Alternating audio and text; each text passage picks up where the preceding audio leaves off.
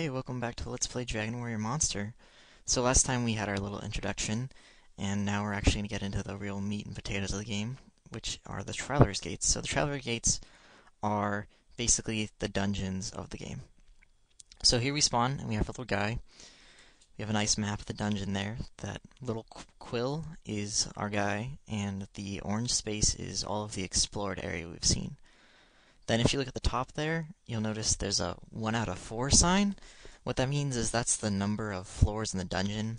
So there's 4 floors in the dungeon, plus there's actually an additional floor in every dungeon that's the boss floor. And we'll get to why in a second. So here we have, down below us actually is an item, and this is an herb, which is your basic healing item. And I already have a couple of those from the chests.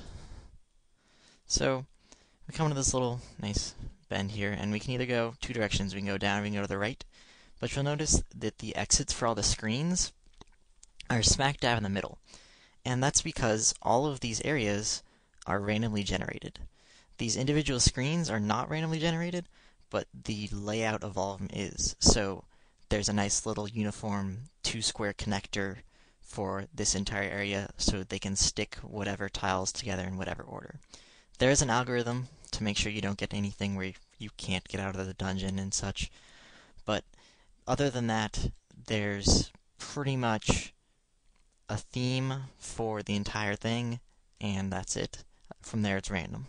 So here's our first fight, and if you look at the top left, you have the health and mana of our slime, who automatically comes named Slib.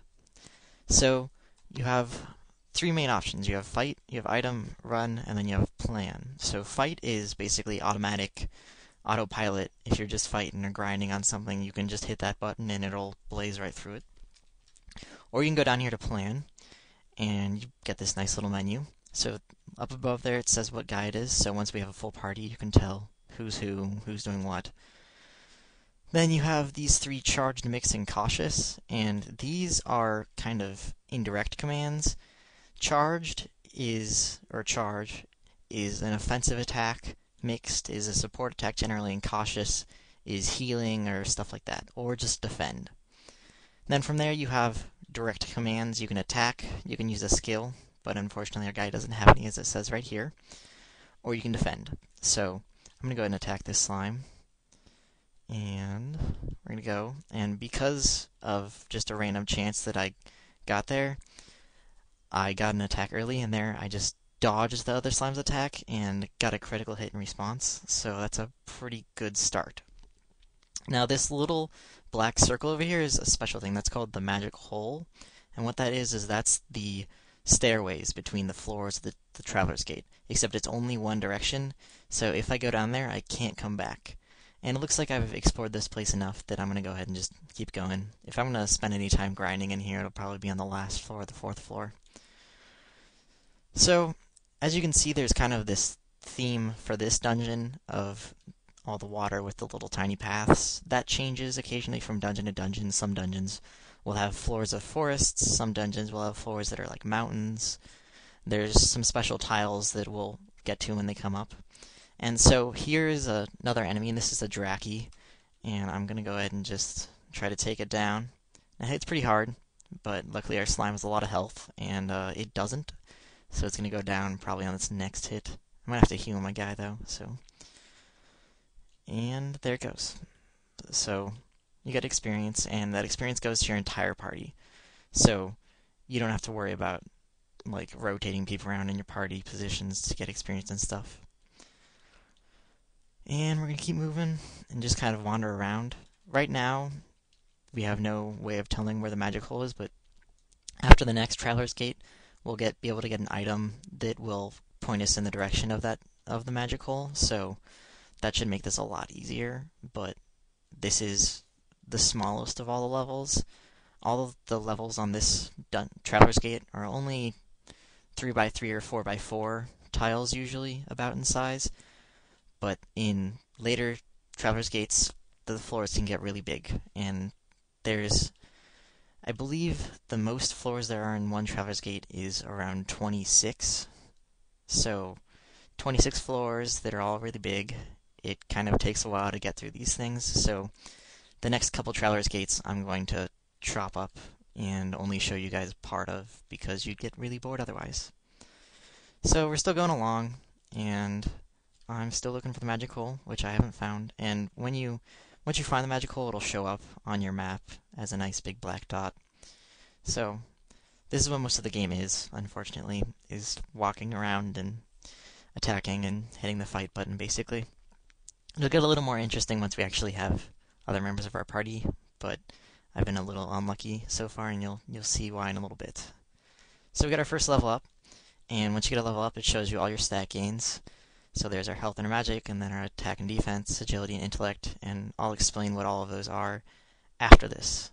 So after we finish up this thing and we beat the boss, I'll go ahead and explain all the stats, because it matters a little more then. There we go.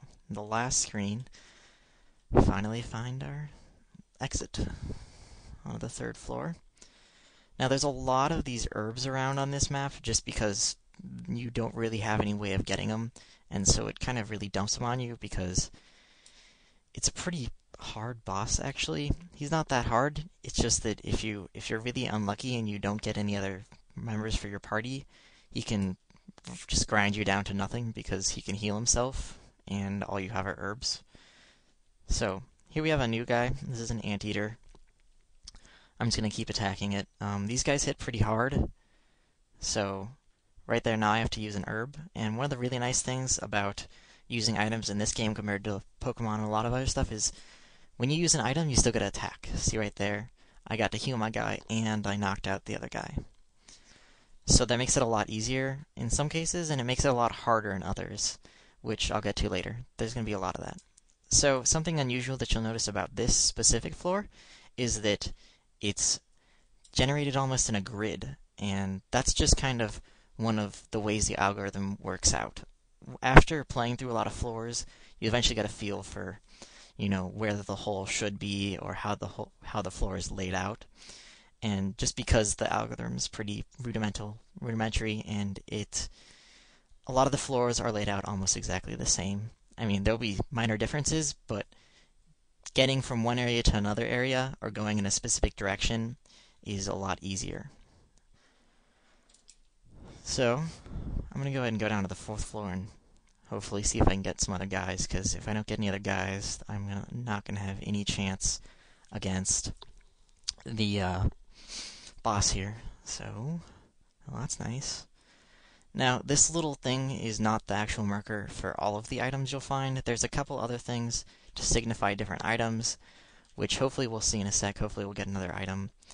Now, items are a little strange in this game because you don't actually get them from any enemies. They're just found randomly on the ground in the Traveler's Gates. And they're restricted by Traveler's Gate. So, for example, we'll never find a love water, which is kind of like a high potion, basically. In normal RPG speak, it's a high potion, except in this level, it's impossible for one of those to be spawned. So there's a list of possible things that can be spawned in there, and I believe in here it's warp wings and herbs. So here's something that's really nice that happened, is after we beat this guy, he got up, and now he wants to join our party. So we can go ahead and choose to take him into our party. Now this is a little unusual, because normally you have to use a specific item to get them to join your party, but in this first thing, because you can't get any of those items, it's set so that after you beat them, some of them will actually join your party. It's just a random chance. It's pretty high. It's somewhere around 50 to 20%. Well, that's a pretty big range, but it's much higher than it is, and it's pretty much impossible anywhere else for this to happen except for bosses. Most bosses will join your party after you beat them, actually. So, like, this first boss, after we beat him, will join our party. The next, about 10 or 12 bosses will also join our party, and then from there, they kind of peter out in where you have to use items to get you to join your party, and then eventually the final bosses do not join your party. And that's just because they're basically some of the best guys in the game, and if they join your party, it'd be a little broken. So, our guy just gained a level in one battle. So that's just something to notice if you're keeping track how slowly our slime gains experience and how quickly other guy does. So here's the special level, and if you look up there, There's a nice little empty treasure chest, and here's the boss. I'm going to go ahead and use some healing items to make sure my guys are at full health here. And this could take a while, so I'm going to actually end this and give you guys a whole nother video for the boss fight. So I'll see you guys in a little bit.